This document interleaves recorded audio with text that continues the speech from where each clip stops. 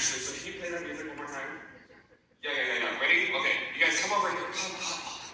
Huddle up.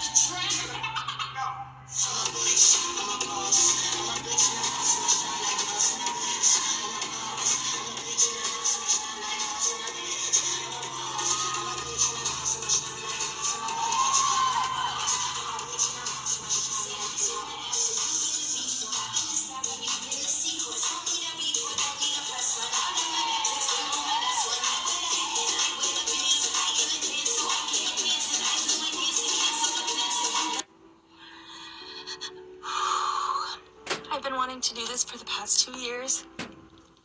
Sorry, I'm like so emotional.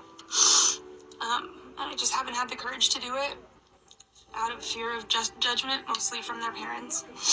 But I had these kids in 4th grade, and now I have them in 6th, and I'm sending them to middle school, and I love these kids so much, and I trust them, and they make me feel safe, and I know they love me, and it just felt right, and I did it, and it was so beautiful. They had so many questions, which I loved. They wanted to learn, and they wanted to learn about me, and they were so eager, and a few of them clapped, which was so precious. So you all wanted a new TikTok about how I use my new pronouns, which are be and fairy. So here we go. I'm going to start off with, these would be used exactly how you would use they, them pronouns. So instead of saying that's their coat, you would say that is B's coat. Or instead of saying they love themselves, you would say B loves B's self. Next up is fairy. Fairy is also used in the same way as they, them. So instead of saying that's their coat, you would say that's fairy's coat. Again, instead of saying they love themselves, you would say fairy loves fairy self. I really hope this helps. Don't mind me, I'm in the women's restroom as a trans girl. Okay, story time. So I'm a preschool teacher, and we have no curriculum. It's whatever I want to teach, whatever my co-teacher wants to teach, but we do get planning. We get to figure out what we want to teach. But we've been wanting to plan a field trip to the Seattle Center. We're right in Queen Anne, so we are going to go to the Seattle Center. And I decided, well, let's go on my birthday. That would be fun. It's a fun thing to do on my birthday. Why not? And then we decided, okay, yeah, we're going on my birthday.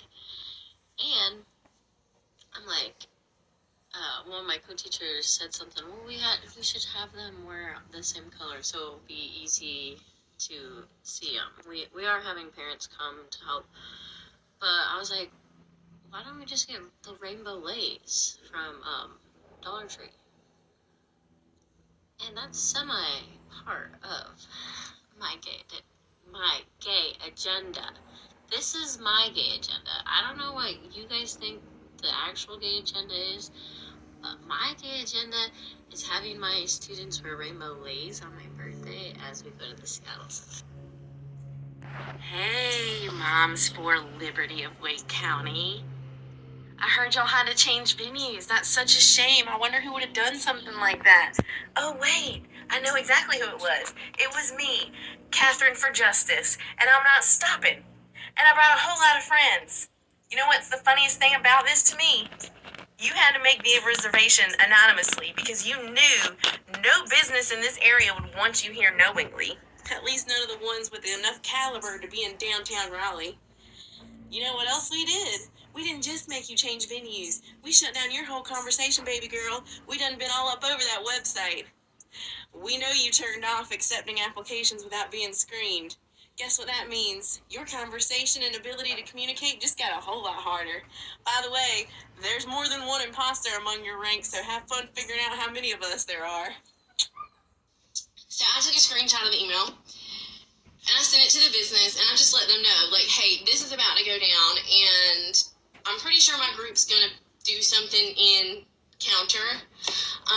So I would highly recommend that this event get canceled because I don't really know what's gonna go down.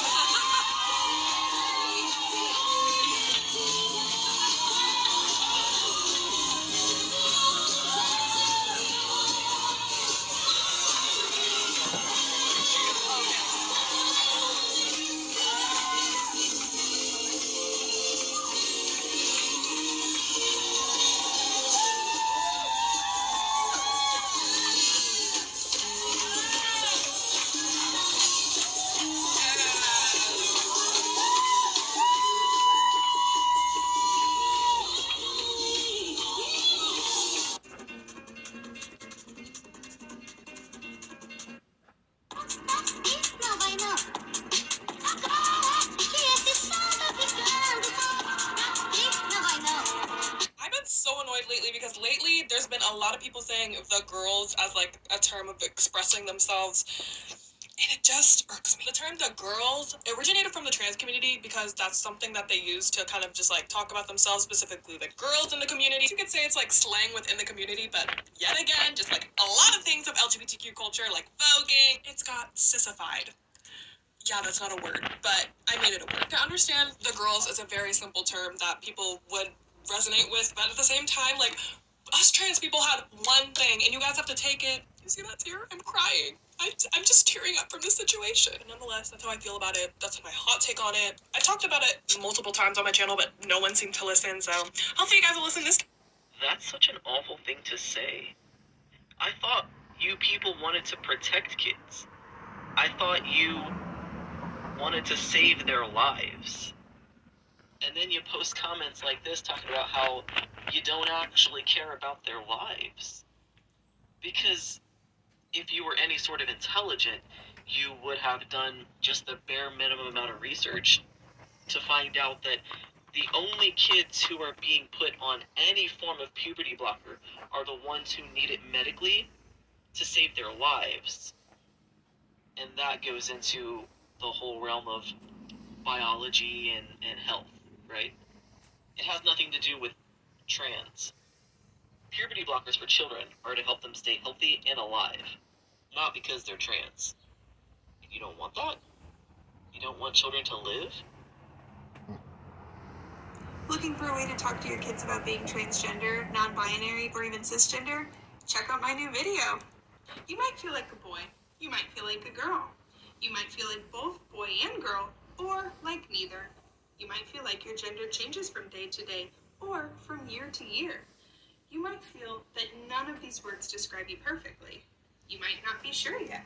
Maybe you're still figuring it out.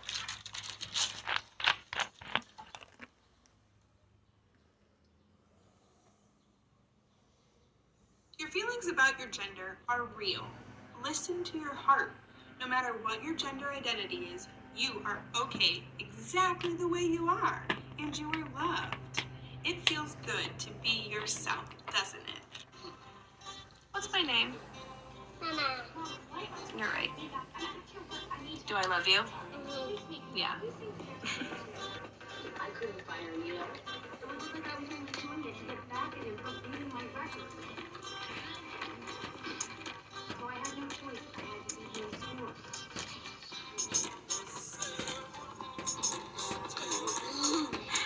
What's my name? Yeah. Do I love you? Yeah. Are you cute? Are you smart? Yeah. Pride and Less Prejudice just sent me some free books and I'm freaking out. Hi, Rainbow. I love this. And then Cherise Big Boys. These are my books. I'm so excited. So their mission is to create a more inclusive classroom. Oh, and a bookmark! Look at that! I just have to read this too. Since November 2019, Pride and Less Prejudice have been working to promote positivity representation by providing LGBTQ+ inclusive books for pre-K through 3rd grade classrooms across the United States and Canada. We believe that such representation will normalize LGBTQ identities, foster life-changing support of LGBTQ questioning youth, and benefit all children by introducing